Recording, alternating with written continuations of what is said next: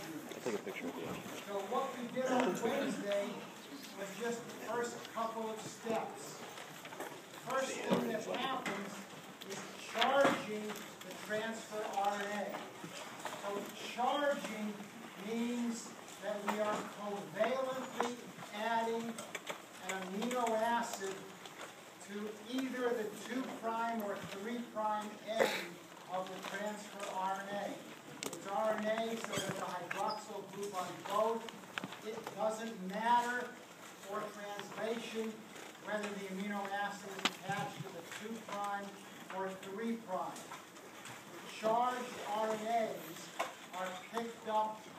Each different amino acid is charged with a separate protein, but then one transfer protein is involved in transferring each one of the tRNAs, the charged tRNAs, to the ribosome. And so there's this cloud of tRNAs and transfer factors around each ribosome.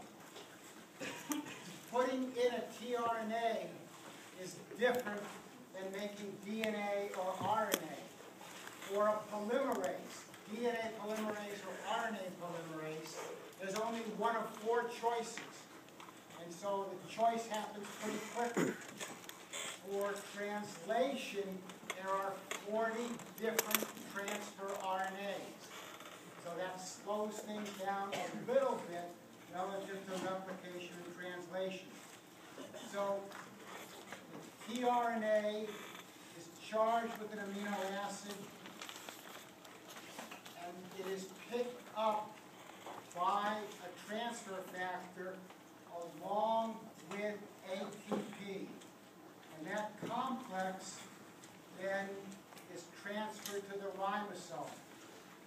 One transfer factor does all the tRNAs except the tRNA MET-F that we went over on Wednesday. MET-F is handled completely differently. It is handled by an initiation factor. So we're starting off with initiation. We transfer MET tRNA MET-F to the 40S ribosomal subunit. And that's in the upper third of the handout. And so we've got that. So that's the cartoon for the small ribosomal subunit. That's the cartoon for the tRNA, and the thionine is labeled. Then we find a 60S ribosomal subunit. And so, a messenger RNA. So this then looks for the mRNA.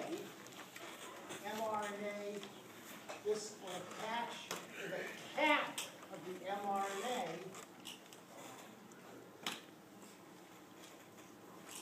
And this cap structure is where this will bind. This will then walk down the messenger RNA until it comes to the first good AUG. So we've already talked about the tRNA anticodon has to meet up with the codon on the message. Everything is anti-parallel. This is 5' and 3' of the message. If we're in a eukaryote, we have this big poly A tail. So in initiation, we find the message and then find AUG. Once that happens, the large ribosomal subunit then binds to the message small ribosomal subunit.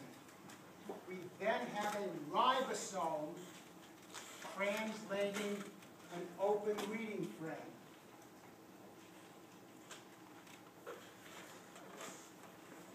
so in a normal cell, remember, a normal cell has a message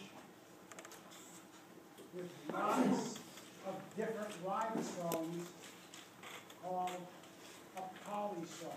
A polysome is this complex. We're just isolating one ribosome on the message. Notice that your handout is labeled with a P and an A. Should be right over that first ribosome with the tRNA on it. I will explain what P and A are as we get a little bit further down. It will make more sense.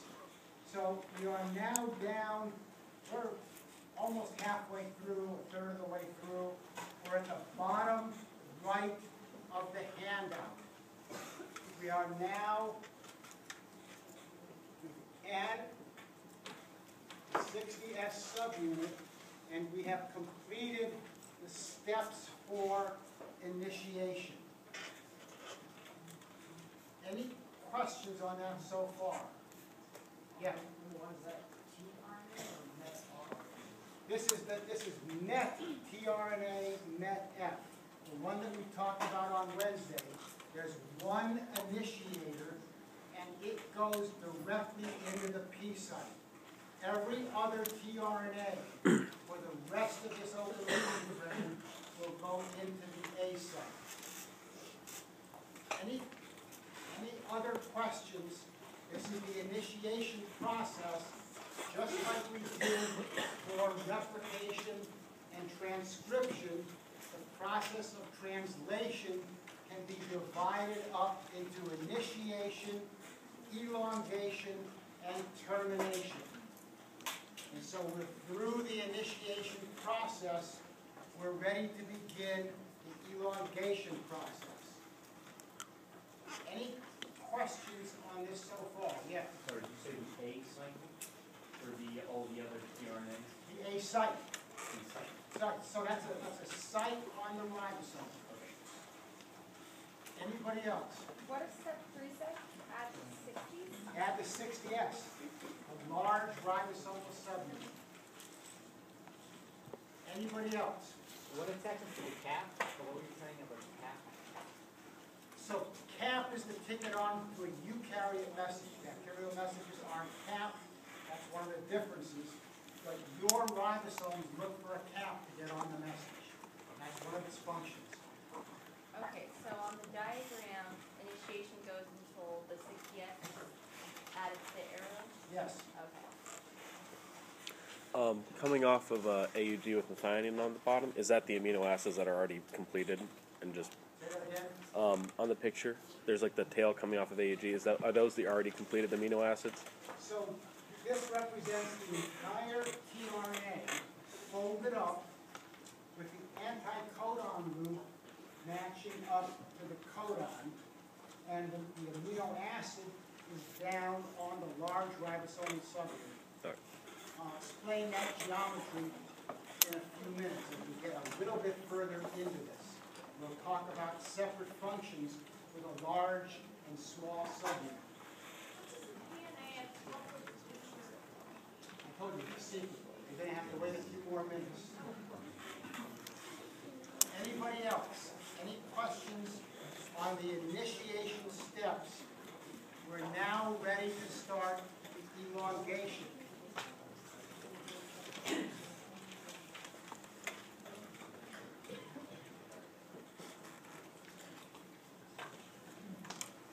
So for elongation, the ribosome, in an abstract way that I'll talk about, is just going to read down the message just like you read codons on paper. You divide them up into groups of 3 nucleotides, and you translate each one on paper. Well, the ribosome does it in 3-dimensional space, the reality on the ribosome. So the next codon is UUU. Everybody knows what that is. So UUU codes for phenylalanine. So the first step in elongation is bring in an amino acyl tRNA. And so whatever it is, whatever that codon is, the ribosome is going to screen out from about 40 different tRNAs, actually thousands of tRNAs in a cloud, until it finds one that matches. So now we can talk about separate functions. We have two different ribosomal subunits. We have a small ribosomal subunit on top. The function of the small ribosomal subunit is to decode the codon. It is the responsibility of the small ribosomal subunit to say either yes, this anticodon on this tRNA is a match for this codon, or no, get out of here. It is the responsibility of the small ribosomal subunit. Now, just as with the chromosome and what's the gene, for years people thought it was the ribosomal proteins that were doing all the work. Ribosomal proteins play almost no role whatsoever in everything we are going to do. Everything that the ribosome does, it does because of the RNA. So the small ribosomal proteins are merely structural.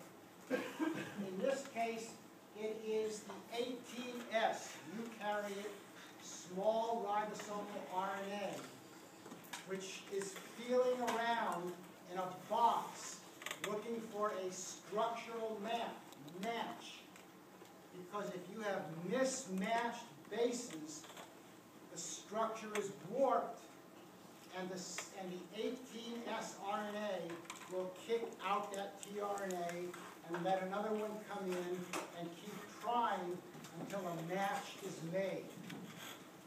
So the function of the small ribosomal subunit, its RNA is the gatekeeper for a codon-anticodon match between the message and the tRNA. The message is just sitting there. The tRNA is largely passive. It's letting itself be handled to see if it fits properly. And once it's fit, there's a structural alteration in the ribosome that locks it in. So step one is bring in a new tRNA, bring in the next tRNA for the next codon. This is where accuracy counts. Any questions? We're down. We are halfway through. We're at the middle of the bottom of the sheet on the handout. And we're in the middle of the elongation process. Any questions? So now, attention shifts to the large ribosomal subunit. So the function of the large ribosomal subunit is make the peptide bond. We've talked about what is the peptide bond. Peptide bond is made by the large ribosomal subunit. Specifically, it is made by the large ribosomal RNA, the 20AS RNA. Same thing is true in bacteria. Again, the proteins on the large ribosomal subunit are merely structural. They are not participating in any way, in any meaningful way, in anything that we are talking about. And so the large ribosomal subunit just accepts whatever the boss up here says. It says these are good matches. Go ahead and make the peptide bond. And so what the large ribosomal RNA does is detach the methionine from this and attach it there.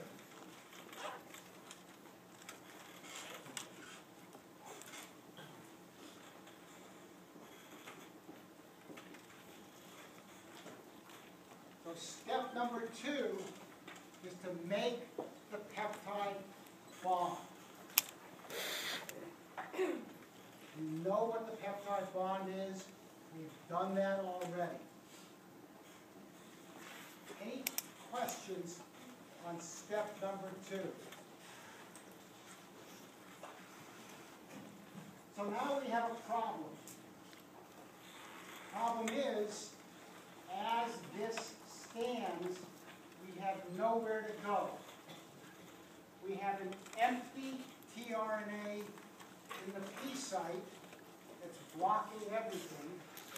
We have a peptide tRNA in the A site.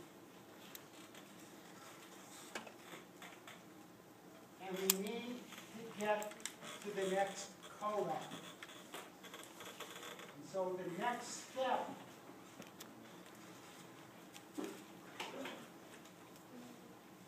is called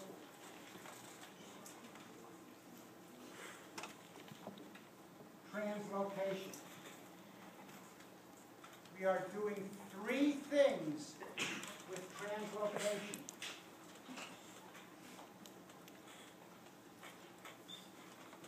First of all, we eject the empty tRNA. So we have to get rid of this. Secondly, we have to move the peptidyl tRNA. So P stands for peptide. We have to move the peptidyl tRNA from the A site into the P site. And third, we have to move down the message 3 nucleotides to open up the next codon. So translocation is one smooth move that does all 3 at once.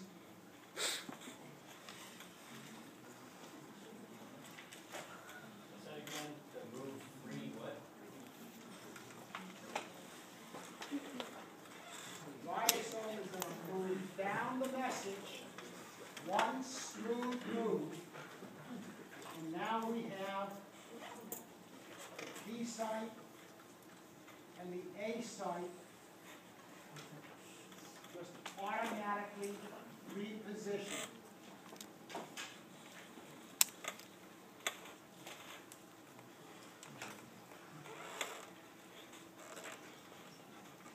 So what I have done is taken the ribosome. I have not disturbed the message or the tRNA connected. I just shifted the ribosome 3 nucleotides to the right in one smooth move.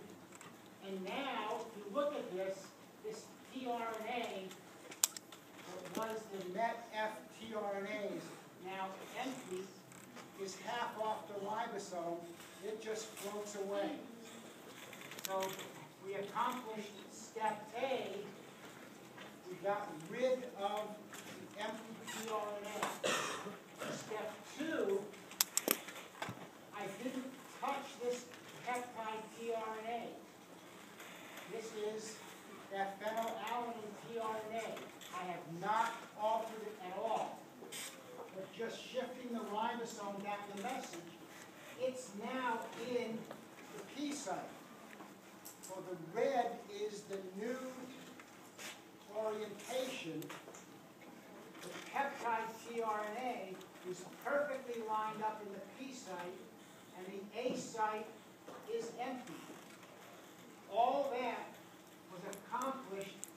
simply a smooth move down the message by 3 nucleotides. Actually, it's not all that smooth, but that's okay. Everybody see what happened? What is step C? Step C is just moving down the message 3 nucleotides. And so I'm listing them as 3 separate things, but they all happen simultaneously when the ribosome moves down the message 3 nucleotides. That effectively eliminates the empty tRNA. It effectively puts the peptide tRNA from the A site into the P site without disturbing anything, any of the message tRNA contacts. It's all on your handout. Any questions? This is translocation. So elongation has 3 steps. Bring in a tRNA, make a peptide bond, and translocate. But translocate has 3 sub-steps. And once we're done with this, then we just do this thousands of times as long as a coding codon shows up in the A site. So P in the P site means peptide. That's where the peptide tRNA belongs. That's where the tRNA that has the growing protein belongs in the P site. A stands for amino acid. That's where the amino-acyl tRNA comes in. Every single one comes into the A site except for the initiated tRNA. So after, like when it moves down, the P site's gonna pop off and go under the A site, and then it'll shift down again. Right, and so this whole cycle is just going to go over and over and over and over again. I have a very short reading frame, and so we're going to hit a stop codon really fast. But if there was a coding codon, we would just repeat this over and over again until a stop codon comes up in frame. That's what frames mean. So the P site, is that just where it overlaps, like the Well, so the P site, so there's a tRNA now with a peptide on it. Peptide is just a small protein. And so that's just called the P site because at the start of the elongation cycle, there's a peptidyl tRNA in the P site and an amino-acyl tRNA in the A site before the peptide bond is made. So that's just where the P and A come from. And then what we would do, if I didn't have a stop codon there, is just keep transferring that peptide from P to A and move it back. So the A site is where decoding is occurring. So it's the A site that is at the small subunit keeps testing incoming tRNAs to make sure codon-anticodon matches proper. So large ribosomal subunit just does what it's told. It assumes that whatever is down there is proper because it has no other direct communication with the small ribosomal subunit. Small ribosomal subunits, the brains of the outfit, a large ribosomal subunit is just the workman. It's making the bond. So the A site is the coding curve, and what the P site is. So the P site is just the site where the peptidyl tRNA is held, because you got to hold it there to transfer that peptide onto the amino acid in the A site. So it's really just a holding site, and it's the introduction of the exit. When it shifts, that then that's moved into an exit site. That's not on the board. Don't worry about that. Can everybody see what's happening? And this cycle just keeps repeating over and over as the ribosome walks down the message or pose the message up over it. You can look at it either way. You're just saying that as long as the coding goes in the A site, the elongation is on top of it.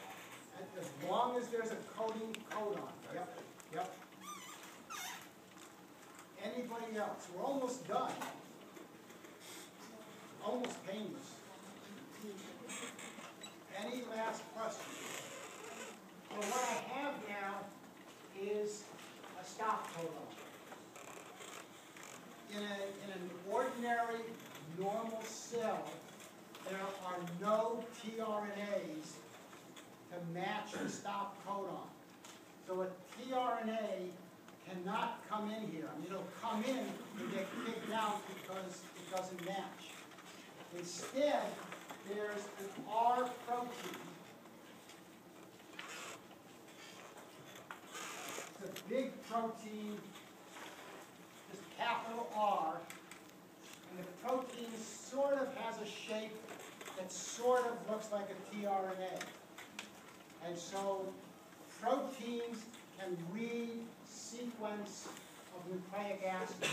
The R protein reads the sequence and is looking for one of the three. Doesn't matter which one. It can read all three. And when it sees a stop codon, it just binds in. The small subunit says, you're okay because your structure looks good. Large ribosomal subunit just feels the structure. It doesn't know that it's not a tRNA, and it's going to detach the protein here, but there's no tRNA to accept it, so that protein just gets detached, and the finished protein just floats away. And so R stands for release, and as you see at the end of the diagram, that the release, the termination, the protein comes off, the large subunit comes off, the small subunit detaches, and the cycle goes on indefinitely. Ribosomes are almost immortal. Messenger RNAs are not. tRNAs are almost immortal. And so the small ribosomal subunit just goes hunting for another cap that's not occupied. The large ribosomal subunit just waits for its chance to jump the small subunit. Any last questions on translocation? Yes?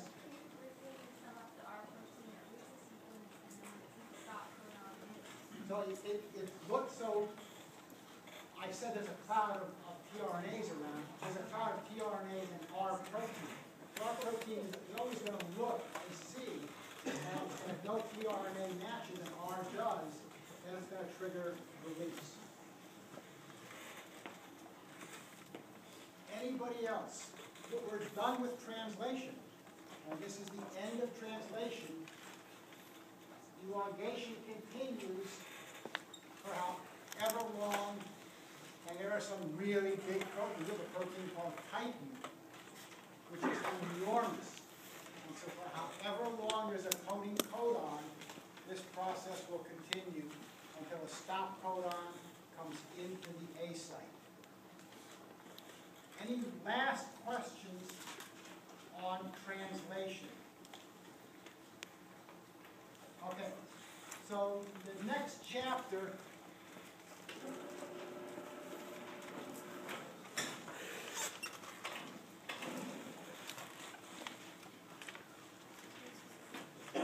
is gene regulation.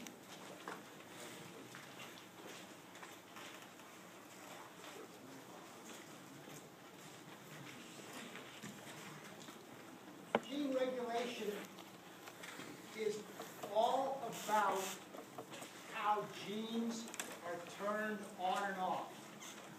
So what we are going to do, we look very closely at ribosomal RNAs, we look very closely at tRNAs.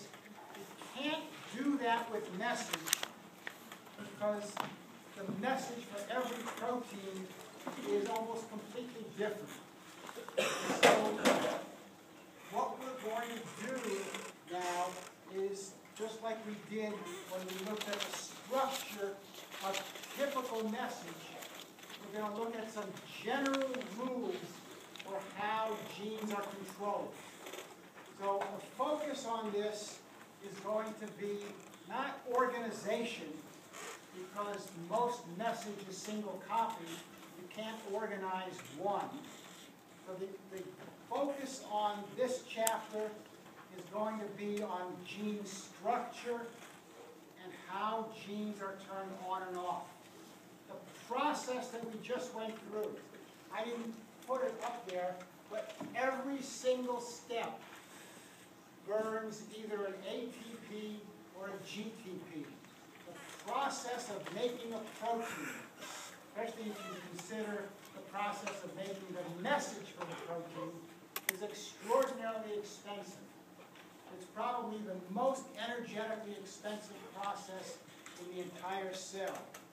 And so cells really need to be very careful about letting message loose in the cell so they don't waste energy. You're kind of immune to that because you don't have to worry about an energy budget. As long as you eat, you're okay. But for a bacteria or a single cell yeast cell, that's all that matters, is to have a sufficient supply of ATP.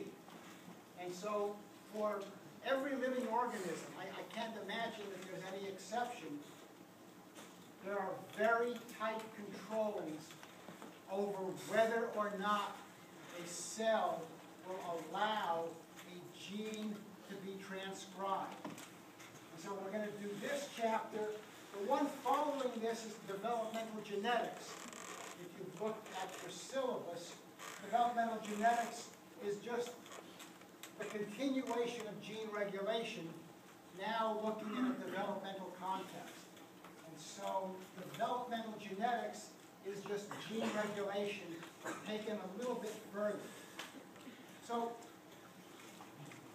what we're going to look at are different kinds of mechanisms by which cells regulate whether they turn a gene on or turn a gene off. Take a typical bacterial cell. If that bacterial cell doesn't have the sugar lactose, milk sugar, there's no reason to turn on the genes to make the enzymes to use lactose. It's a waste of energy. E. coli has to make most of its amino acids.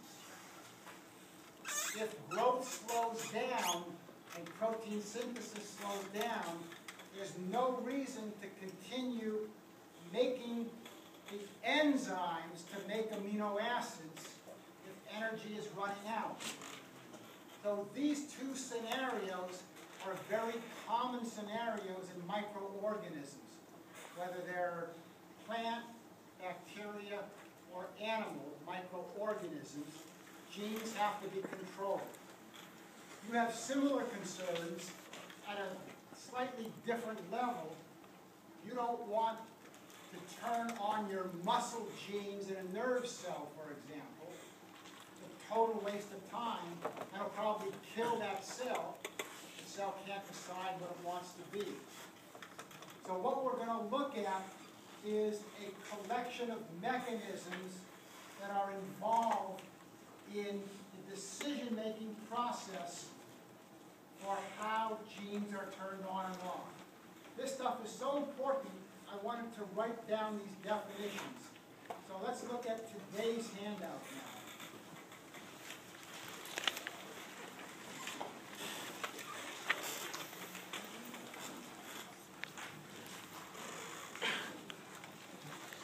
We can consider the world of gene regulation and divide it into two general categories, positive and negative. And so the terminology is kind of special. You can talk about a gene that is positively regulated. That tells you something about the mechanism. Or we can talk about positive regulation in general. Either way, we're we're talking about the same thing. So positive regulation means that the gene is off and turned on by a regulator. So we have to have some kind of a regulator. In virtually all cases, it's going to be a protein. And those are the only examples we're going to look at. We have to have a protein regulator, and it has to sit on the gene to turn the gene on. If that regulator is not there, the gene is off by default. So that's positive gene regulation, and a gene that is positively controlled. You have these two faces to the same thing. Does everybody understand what I'm saying? Negative regulation is the flip side of that. So we talk about a negative regulator. That's, again, typically a protein. If the negative regulator is sitting on the gene is off. And so we talk about a negatively controlled gene. That's a gene that is turned off by its regulator. Whereas a positively controlled gene is turned on by its regulator. A negative regulator turns a gene off. A positive regulator turns a gene on. Now the implication of this is that there are two different ways to turn on a gene. So one half of the genes are turned on by binding a positive regulator. The other half of the genes are turned on by removing the negative regulator. So there's a huge difference in mechanics and in how these proteins function. Everybody see the difference between positive regulation and negative regulation? So that's one way to look at things. Second way, now this is just for enzymes. We have some product X is converted into some substrate X is converted into a product Y. We have a gene here which codes for an enzyme which converts the substrate into the product. So the next set of terms in the handout, we have inducible. So an inducible gene is regulated by the substrate.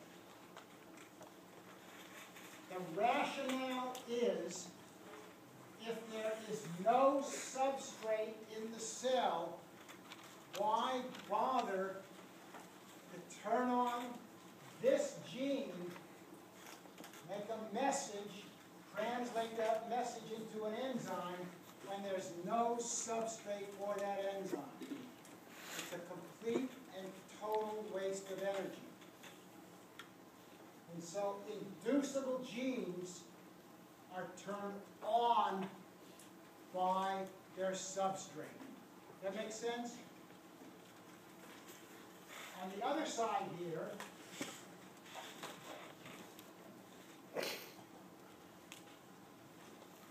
we have a repressible gene turned off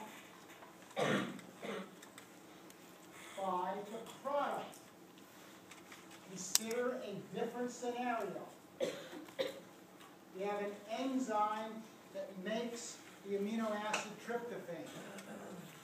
Cell always needs amino acids. It's got enzymes to make most of the amino acids. Some come from eating. But once the product builds up, higher and higher and higher, it becomes wasteful to make more. All about inventory control. You don't want to make more than you really need. So a pressable gene is turned off when the product level gets too high. So inducible genes, impressible genes are genes that are involved in metabolic steps as either the substrate or the product. Typically, inducible genes are genes that break things down, like the sugar lactose, milk sugar.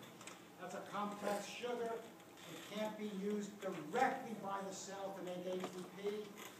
Lactose has to be broken down into monomer sugar units. So inducible genes, by and large, code for enzymes that break things down. Whereas repressible genes, by and large, code for enzymes which make things the cell needs, like amino acids.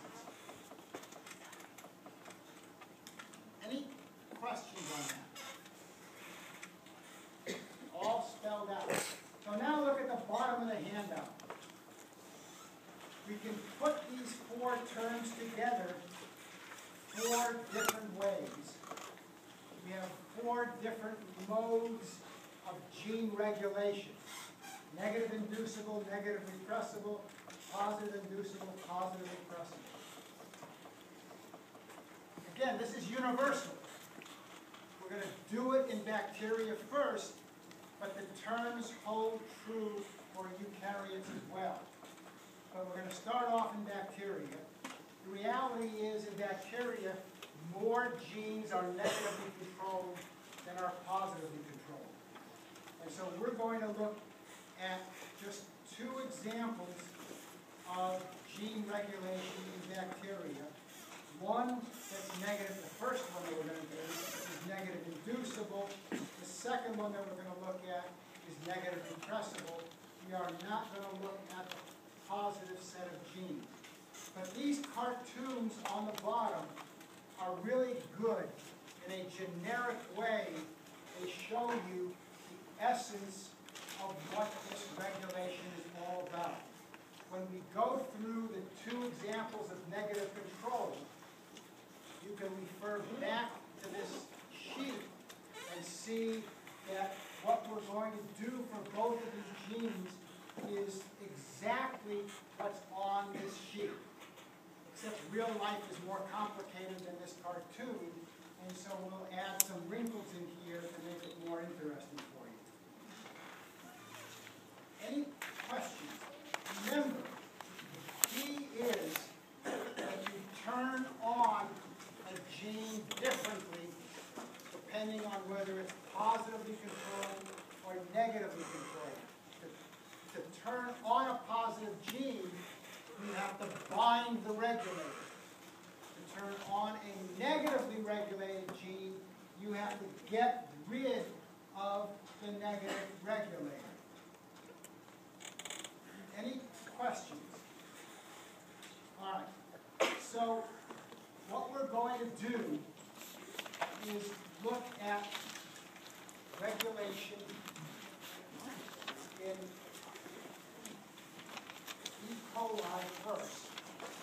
And the first example that we're going to look at is an operon. Most genes in E. coli, in bacteria, are in operon situation. An operon is just the term used to describe the general mechanism of gene regulation for polycistronic units. Remember, most but not all bacterial genes are in a polycistronic transcription unit. And so we have operon control. You saw that with the ribosomal protein.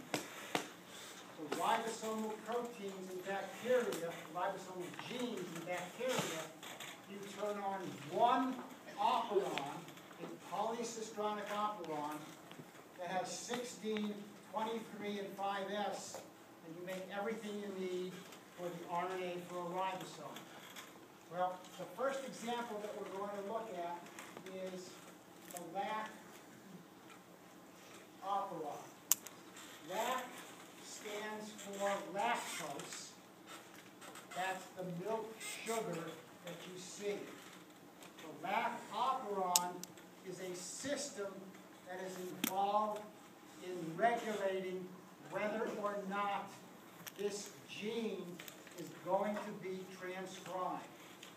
Now, one further term, and that is you can build operons up to regulons. So a regulon is a set of operons that are coordinately controlled by a single regulator. So that's the terminology. We are looking at operon control. This was first put forth by Jacob and Renault in the 1960s. They won the Nobel Prize for describing what we're going to start to do. I'll just barely introduce it today, and then we'll pick it up again, not on Monday, but on Wednesday. Alright, so regulon instead of operon coordinated controlled by what? By regular. Any questions on this? You said that the regulon's controlled by one regulator. One regulator or one set. Is that like a different type of protein, or is it the same thing, just one of them? Okay. You might want to take a look at the chapter on gene regulation. Set up for next Wednesday's training. Have a good weekend.